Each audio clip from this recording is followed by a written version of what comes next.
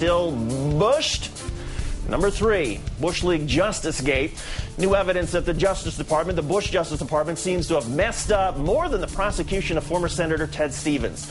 Obama Attorney General Eric Holder has uncovered similar mistakes in the conviction of 2 former state lawmakers in Alaska.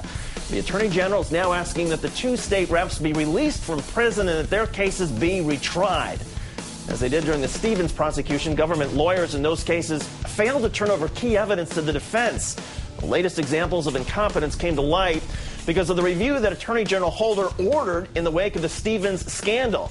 Watch this space for what we expect to be more examples of incompetence to come. Number 2, protecting the troops gate. 6 former contract workers and soldiers have filed suit against Halliburton and its former subsidiary KBR, claiming they were poisoned by toxins and other emissions from burn pits at U.S. camps in Iraq and Afghanistan. The suit alleges that the company has operated the pits since 2004, burning everything from trucks, tires, plastic water bottles, medical waste, other hazardous materials, animal carcasses, and yes, even human corpses. Soldiers have experienced medical symptoms that include respiratory elements, heart problems, lymphoma, and leukemia.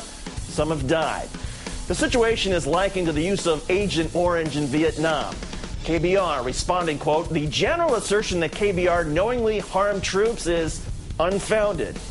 So if you did not know you were harming the troops, that makes it okay? Halliburton, meanwhile, is questioning why it has been named as a defendant at all. Quote, "As these lawsuits are based on KBR activity in Iraq and Afghanistan." Halliburton did not complete its separation from KBR until April 2007. That means they were together, one company, for how many years after the problems began in 2004? 2005, 2006, 2007.